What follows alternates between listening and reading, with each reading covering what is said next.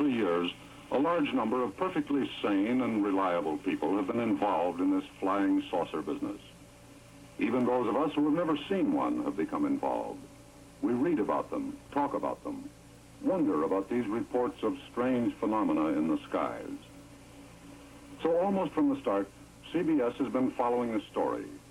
We have been collecting material on flying saucer observations for many months, checking, cross-checking, trying to track down leads, no matter how far afield they took us. This, tonight, is our report. We frankly admit that we don't know whether flying saucers actually exist. We've never seen one. We are going to bring you the facts at hand. What they add up to, well, that's for you to decide. That's up to you. It all began just a little less than 3 full years ago. It began in the sky over western Washington, up there in the hip pocket of the country. Early one June morning in 1947, a C-46 Marine transport with 32 Marines aboard crashed in the vicinity of Mount Rainier. An air search was immediately organized to locate the downed plane. Among the many service and private flyers who participated in this search was Mr. Kenneth Arnold, a businessman of Boise, Idaho, a veteran pilot in forest fire control work, a man with 6 years' experience flying over the rugged terrain in and around Mount Rainier. Yesterday morning, we spoke to Mr. Arnold over the phone. We asked him to repeat for us, in his own words, what he saw in the sky over Mount Rainier on June 24th, 1947. We recorded what he said, and we're going to play it for you now. The slight beep that you will hear intermittently is required by law to let both parties of a phone conversation know they are being recorded. Here now is Mr. Kenneth Arnold. It was while I was searching for this crash that I noticed a terrific blue flash pass nose of my airplane. I noticed that the flash came from a chain of very peculiar-looking objects that were rapidly approaching Mount Rainier at about 107 degrees. This chain of objects were 9 in number. I assumed at the time they were a new formation or a new type of jet, though I was baffled by the fact that they did not have any tails. It passed almost directly in front of me, but at a distance of about 23 miles, which is not very great in the air. I judged their wingspan to be at least 100 feet across. The sighting did not particularly disturb me at the time, except that I had never seen planes of that type. Mr. Arnold, after landing, made a routine report of what he had seen to a Civil Aeronautics Administration representative. Promptly forgot the matter, until the wheels of publicity began to turn. The floodgates opened. I never could understand at that time why the world got so upset about this, as these things didn't seem to be a menace. I believe they had something to do with our Army and Air Force. On 3 different occasions, Mr. Arnold was questioned by military intelligence. They expressed doubt as to the accuracy of some of his reported observations. That's right. Now, of course, some of the reports they did take from newspapers which did not quote me properly. Now, when I told the press, they misquoted me, and in the excitement of it all, one newspaper and another one got it so snarled up that nobody knew just exactly what they were talking about, I guess. Here's how the name Flying Saucer was born. These objects more or less fluttered like they were, I'd say boats on very rough water or a very rough air of some type. And when I described how they flew, I said that they flew like you take a saucer and throw it across the water. Most of the newspapers misunderstood and misquoted that too. They said that I said that they were saucer-like. I said they flew in a saucer-like fashion. That was an historic misquote. While Mr. Arnold's original explanation has been forgotten, the term flying saucer has become a household word. Few people realize that Mr. Arnold has reported seeing these same strange objects in the sky on 3 other occasions. He says that some pilots in the Northwest have reported seeing them on 8 separate occasions. We asked for his own personal opinion on the nature of what he and the others had seen. I don't know how best to explain that. I more or less have reserved an opinion as to what I think. Naturally, being a natural-born American, if it's not made by our science or our Army Air Forces, I'm inclined to believe that it's of an extraterrestrial origin. Extraterrestrial origin? You mean you think there's a possibility they may be coming out of space from other planets? I suppose that's pretty hard for people to take seriously. Well, I'll tell you this much. All the airline pilots, none of us have appreciated being laughed at. We made our reports essentially to begin with because we thought that if our government didn't know what it was only our duty to report it to our nation and to our Air Force out of it. I think it's something that is of concern to every person in the country. And I don't think it's anything for people to get hysterical about. Now, that's just my frank opinion of it. So that's how it all began. That was the trigger action. Kenneth Arnold's story went scudding over the news wires. Radio and newspapers picked it up. And then within days, the country broke out into a flood of flying saucer observations.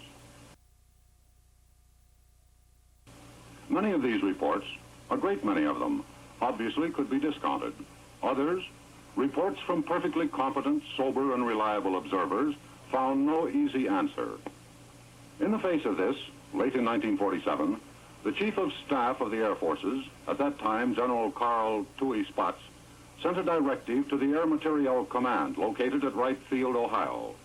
The Air Materiel Command is directed to set up a project whose purpose is to collect, collate, evaluate, and distribute to interested government agencies and contractors all pertinent information concerning sightings of phenomena in the atmosphere, which can be construed to be of concern to the national security.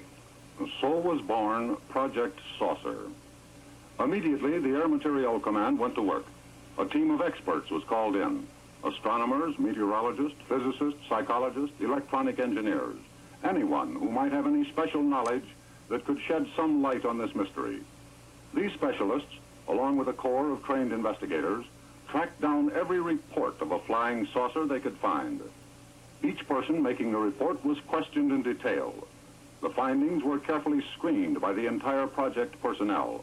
And finally, each and every report was evaluated in a detailed study, 2 volumes thick, entitled Report on Unidentified Aerial and Celestial Objects.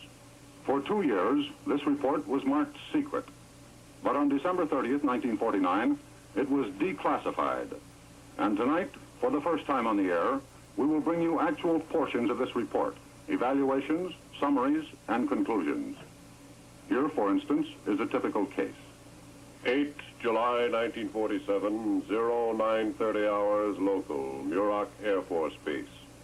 4 witnesses all observed 2 silver disc-like spherical objects against a clear, bright sky. All witnesses estimated the altitude at about 8,000 feet, and the speed between 300 and 400 miles per hour.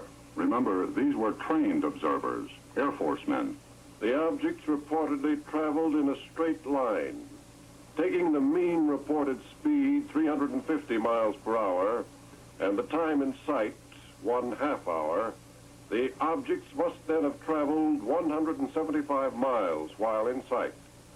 If the objects were of such proportions as to be seen at that distance, it is believed that more details could have been observed at the first sighting. The Air Materiel Command opinion on the Murrow Air Base sightings was this. This report is a result of misinterpretation of the nature of real stimuli, probably research balloons.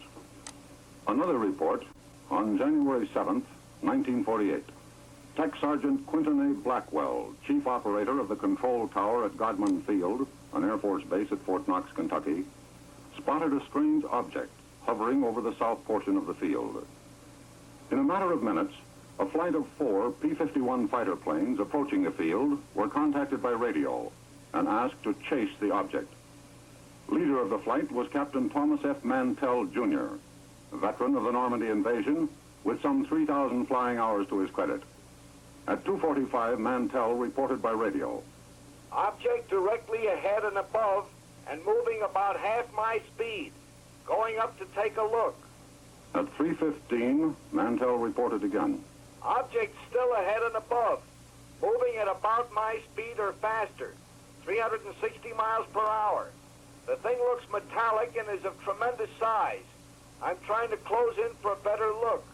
By now, Mantell and his flight were at about 15,000 feet. They had no oxygen equipment. At 18,000 feet, the escorting planes turned back, but Mantell kept climbing.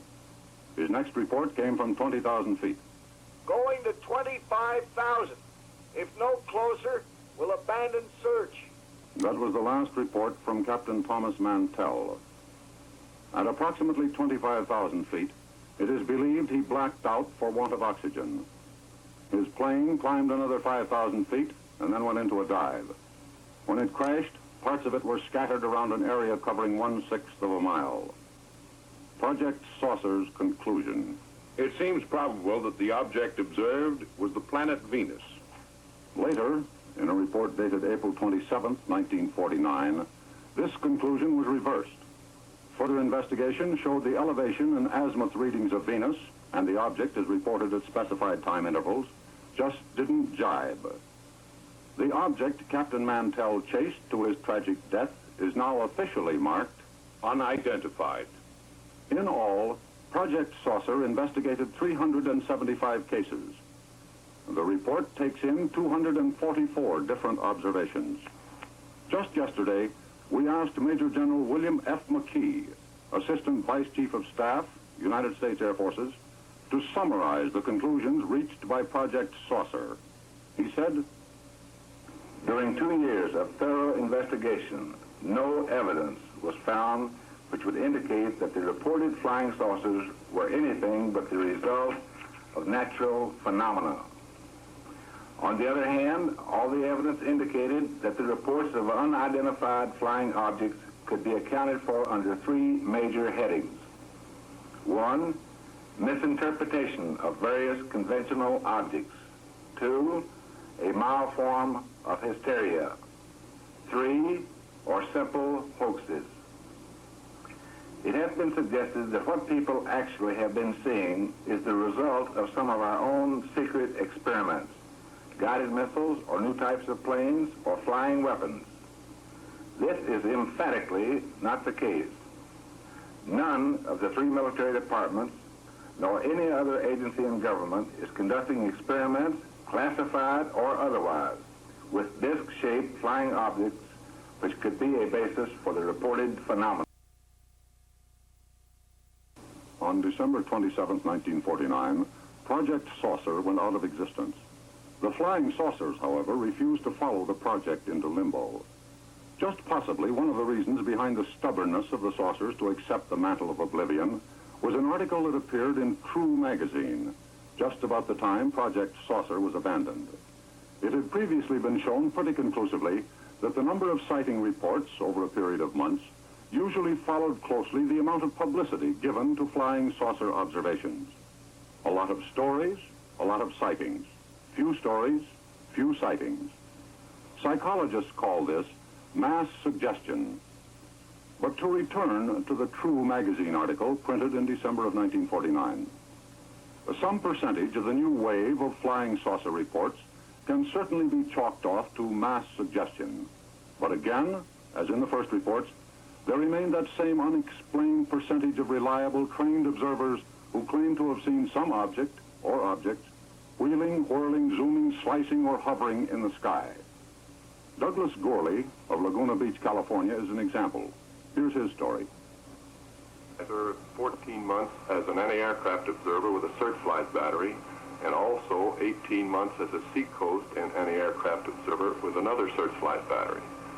I was driving north March 21st on 101 highway at about 3 o'clock in the afternoon when my attention was distracted by the sunlight reflecting off some objects.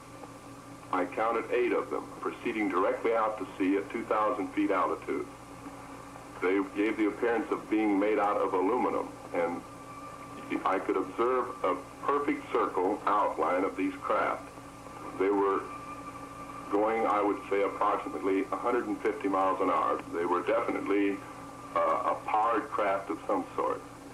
Here's a report from Selma, Alabama. We were riding along the open country and had been observing a very beautiful sunset. And as the sun dipped over the western horizon, I looked to my right. And there in the sky were three small lights, which to me appeared to be three very small clouds. I looked steadily, and I said, no, they are not clouds, they are airplanes.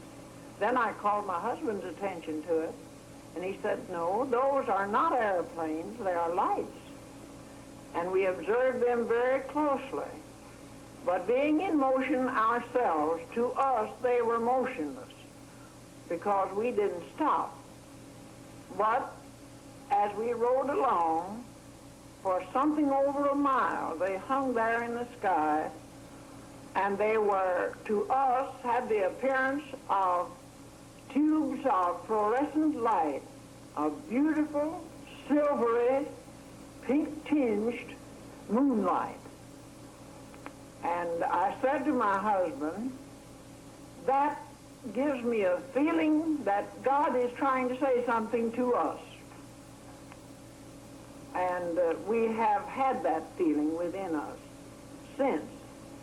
By mid-March of this year, the flood of flying saucer sightings had hit a new peak. Into many of these reports there now crept a new and somewhat eerie tone.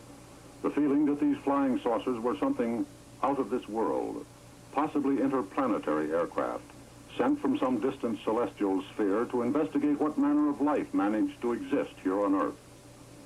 In line with this, we went to Dr. Donald Menzel, professor of astrophysics at Harvard University and associate director of the famous Harvard Observatory, to find out just how feasible any such idea might be. Dr. Menzel had this to say. Well, I suppose that anything is possible, but I consider it extremely unlikely. Well, what could these flying bodies actually be, Dr. Menzel? Sun shining from a very distant plane, shining so that you could see that there was an object there, but the plane so far away that you couldn't hear it. Weather balloon. You have the bright, round patch at fairly high altitude, sometimes 3 or 4 of them attached together. And then again, just pieces of paper carried aloft. When it gets up to 200 or 300 feet, you can't tell whether it's 100 feet or 1,000 or 10,000 feet away. Prior to the middle of March, most observations, certainly all those which could be credited to reliable, sober sources, stated that the object seen was a good distance away, a distance that ranged from a few miles to 10 and 20. But on March 16th, a physician, a man who holds a private pilot's license, reported that he had seen some strange, unidentifiable type of flying body at close range. Dr. Craig Hunter of Berkeley Springs, West Virginia, had this experience. Going north on Route 153 from Clearfield, Pennsylvania towards Penfield, Pennsylvania. And about 9 miles out of Clearfield, and I began to hear a hissling, whistling sort of a sound, something that was completely strange to me. And then I looked up into the sky, and coming from a southeasterly direction to a northwesterly direction was this flying disc, or for want of a better name, a flying saucer. It was, I would say, around 150 feet around in circumference, and there was 3 distinct parts of it. There was an inner circle, a metal circle which rotated around this inner circle, and an outside circle, which about 1/3 of the area on each side was covered with openings somewhat similar to an airliner opening. Now, this inner circle rotated anti-clockwise very slowly, and it went over me, practically right over my head, and I would say it was traveling at a speed approximately 60 to 70 miles per hour. I would say that the plane was approximately 250 to 300 feet above me, not over 400 feet. It was of a dirty aluminum color, and I got a tendency to indicate the southern edge as sloping up, which would indicate to me that it was about 15 to 20 feet thick at the center. It would give you the idea that it was a rocket type of combustion, rather. It didn't give you the indication of a make and break like a motor or anything like that. It was a continuous hissing, whistling sound. The conditions were very, very fine for observing it. I mean that it was just as clear as a bell, and I could distinctly see each and every detail as to the outline of it. In order to check the whole question of design, to find out whether or not a saucer-like object such as the one described by Dr. Hunter could maintain itself in flight according to the basic laws of aerodynamics, we call for the opinion of one of the nation's outstanding aeronautical engineers. Hall Hibbard is Vice President and Chief Engineer of Lockheed Aircraft. And here is what he has to say over the beep recording telephone. Well, my feeling is that it is possible to build and fly something that looks like a saucer, just from a standpoint, but I do not believe that there is such a thing at this time. I do not know of anything that would be considered in that category. I'm very familiar with pretty much what's going on in the way of research and development, and I know of nothing that would be considered as flying saucers or flying saucer material. You can make something that looks like a saucer fly, if anybody would ever want to do it. But I do not believe it would be possible with our present knowledge to have them make the speeds and everything that everybody has been talking about. The flying saucers story came back into sharp focus on Monday of the present week. On that day, the United States News and World Report, a national news magazine, and Henry J. Taylor, a radio commentator, both came out with flat statements that flying saucers actually exist. Mr. Taylor said that there are two or more different objects that have been cited and labeled flying saucers. One of these objects, the true flying saucer, according to Mr. Taylor, is a missile, round in shape, varying in size from 20 inches to 250 feet in diameter. Some are guided, others are not.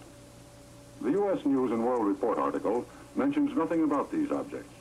The magazine, however, describes a jet-propelled aircraft of revolutionary design that agrees in some details with Mr. Taylor's second secret aircraft, a piloted plane capable of high speeds and high maneuverability. Both accounts agree that the present model stemmed directly from the XF-5U-1, the so-called flying pancake, a small edition of which was built and flown in 1942. Last night, we put a special recording line into the home of Mr. Charles H. Zimmerman of the National Advisory Committee on Aeronautics, the man who originally designed the XF-5U-1. We asked him about the plane, whether it ever actually flew. This aircraft never flew. The official designation of the aircraft was the XF-5U-1, which was to be a high-performance Navy fighter. However, a low-powered, lightly loaded version of this craft, called the V-173, made a large number of successful flights. I conceived the original idea for this craft back in 1933. As a top plane designer, we asked Mr. Zimmerman to give us his opinion as to whether or not a plane could be built that could hover like a helicopter, then take off at almost supersonic speeds. He said, "It would be possible, using modern turboprop engines, to build a machine of this type which would be capable of hovering and of also flying at all forward speeds up to possibly 550 or 600 miles per hour. To follow through on the problem of whether or not disc-shaped objects could actually fly, we got in touch with Mr. David C. Prince, Vice President of the General Electric Company and Chief of its General Engineering and Consulting Laboratory. Mr. Prince was having no part of flying saucers. My thought is simply that the ability of some people to kid themselves is extraordinary.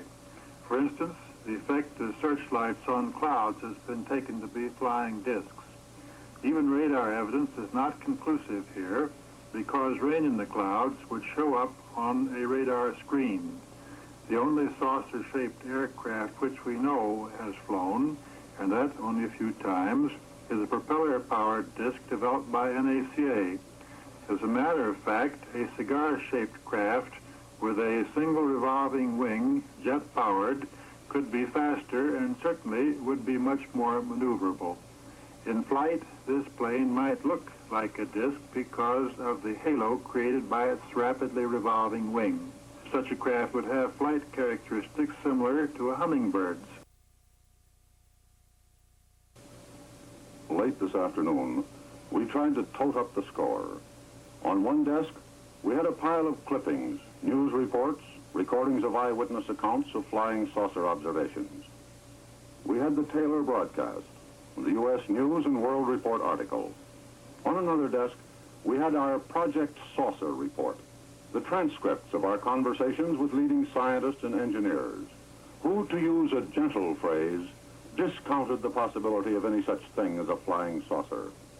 On that desk, too, was the news ticker dispatch from the United States submarine base at Key West, Florida, a dispatch that quoted President Truman's press secretary, Charles Ross, as saying that President Truman has no knowledge of any secret project by this government that would give substance to the existence of such objects. Ross also said that both the Air Force and the Navy deny that such objects exist. We tried to add it all up. We admit that now, as before we started our case, we have no opinion. The figures just don't add up. So we went to the public. We went to the man and the woman on the street to see how they were reacting to this barrage of positive sightings and just as positive denials. We wondered how they felt. They told us. Well, I think there's more to it than meets the eye, and I think it's more to it than what they're writing about. Personally, I don't think such a thing exists. I don't see how it could. I have a confidence that something on that order may exist. I lived in North Carolina in 1903 when the reporter for the New York World was fired for reporting that the Wright brothers flew.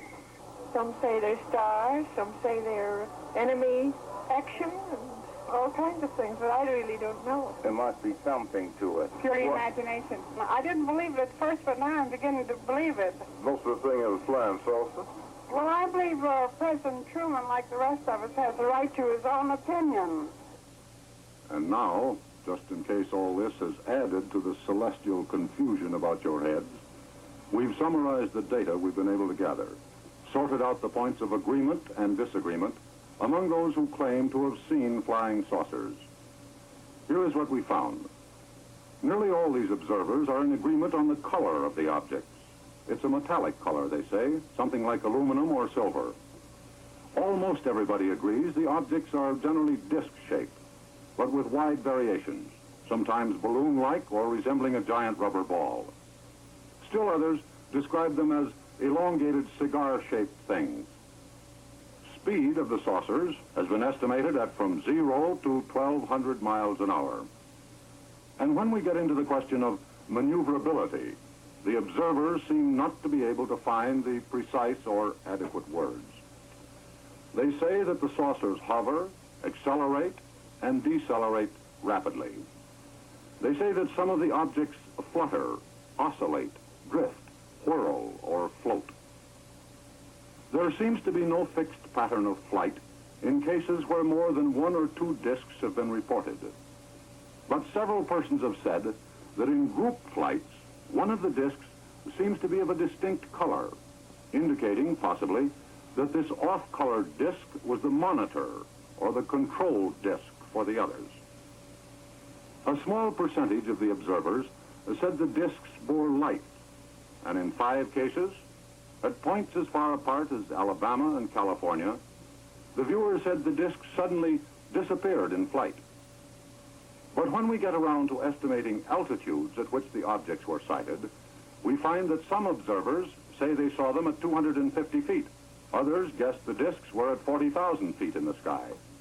While one observer estimated the number of disks seen at 100, nearly all thought the number was less than 10. And about half those who claimed to have seen the objects said they saw only single saucers. Well, these are the things men and women in various parts of the United States say they have seen in the sky. Men of science and high government officials cast a skeptical eye at these reported sightings of celestial phenomena. So far, in the course of this broadcast, there have been no reliable reports of the sighting of any new flying saucers. Frankly, we don't know the answer. We wonder, do you believe in flying saucers? You've been listening to the case of the flying saucer, a special report narrated by Edward R. Murrow. The case of the flying